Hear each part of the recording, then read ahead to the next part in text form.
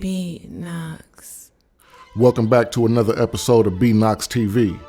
On this episode, we're going to head up to Sacramento, better known as Sacktown, and cover some 90s history that gets overshadowed these days.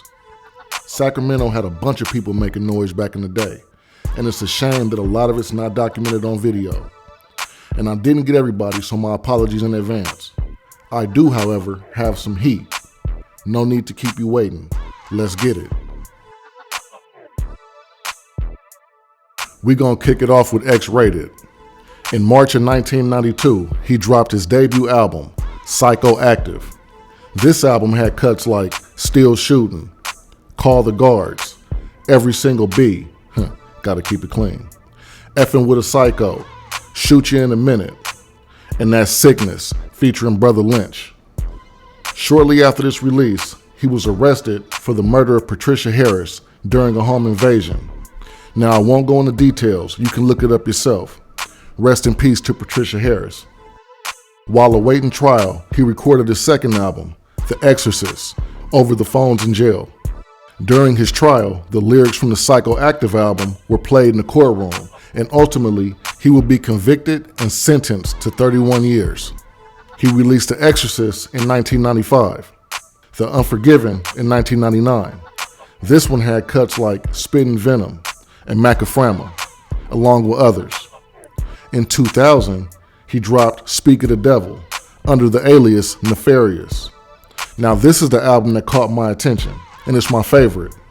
This had cuts like Worldwide, The Hole, which is my favorite song by him, Catch You, Trial by Fury, Only in the Studio, Jealous, another banger, and Hellraiser. In the 2000s, he released a bunch of albums while still incarcerated, up until his release in 2018. Shout out to X-Rated. Next up, we got the bald-headed nut, Sibo. In 1993, he dropped his debut album, Gas Chamber. This album was produced entirely by Mike Mosley and Sam Bostic. This was a certified banger, and it's his classic in my opinion. Every song on here is a standout. I'll give you my favorites though. Marked for Death, Liquor Store, Bald Head Nut, Survival in the Garden, and 4 Deep. In 1994, he released the Autopsy EP, also produced by Mike Mosley and Sam Bostic. This had cuts like Murder Man, America's Nightmare, Stomping in My Steel Toes, and Ghetto Fight, just to name a few. In 1995, he dropped Tales from the Crypt. He kept the same producers, but added DJ Darryl, D-Wiz, and Troy B to the mix. My standouts, Murder in the Writ, Wanna Be a G, Birds in the Kitchen, 187 Dance, Who Ride, Take It How You Want To, and Ain't No Sunshine. In 1997, he dropped One Life to Live, while serving a 15-month prison sentence for an incident that occurred back in 1996. This album was cool. I'm gonna keep it clean though.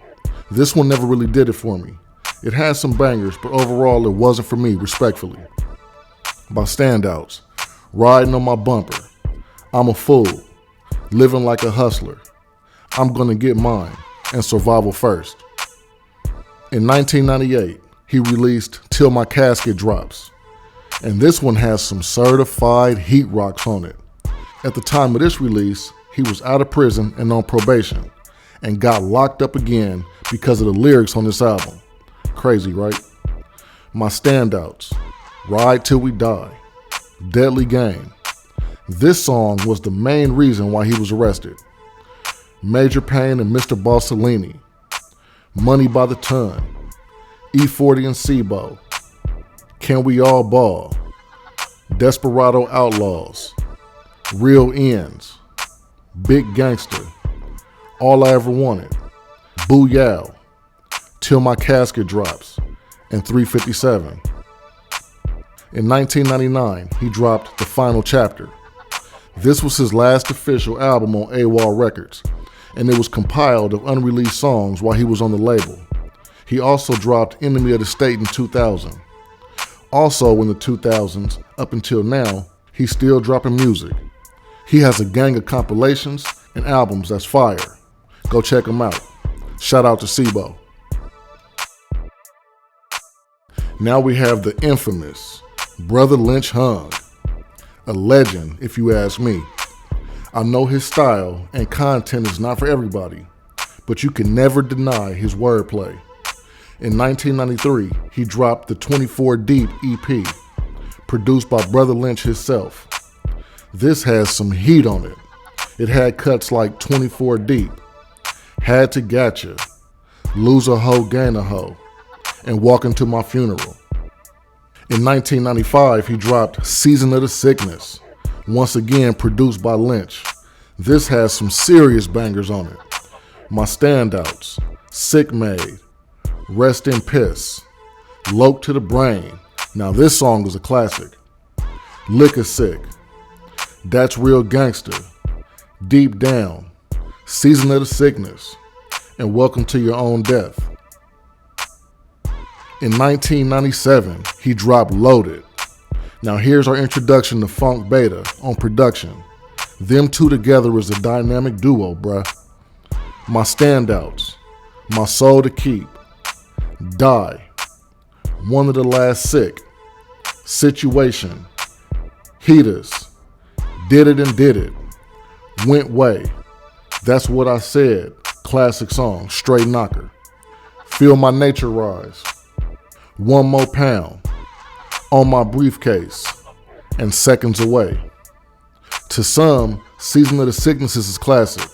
In my opinion, Loaded has my vote. What y'all think? In 2000, EBK4 was released, and in 2001, The Virus. Both albums came out without Brother Lynch's consent because during this time, he was in a dispute with Black Market Records. He also dropped a collaboration album with Sibo titled Block Movement in 2001. Shout out to Brother Lynch, who's still dropping music. Next up, Marvelous. In 1994, she dropped her debut album, Ghetto Blues. Production was handled by DJ Darryl and Extra Large. This album has some slaps on it. This had cuts like Ghetto Blues, Ends and Hoes, Kill the Disrespect, Can't Stand the Heat, Don't Cross Me, and Female Assassin.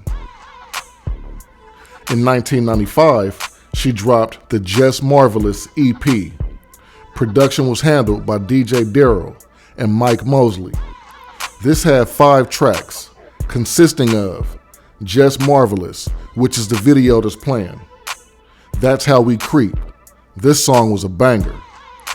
Ride With Me, Hardcore, and Jealous Bees.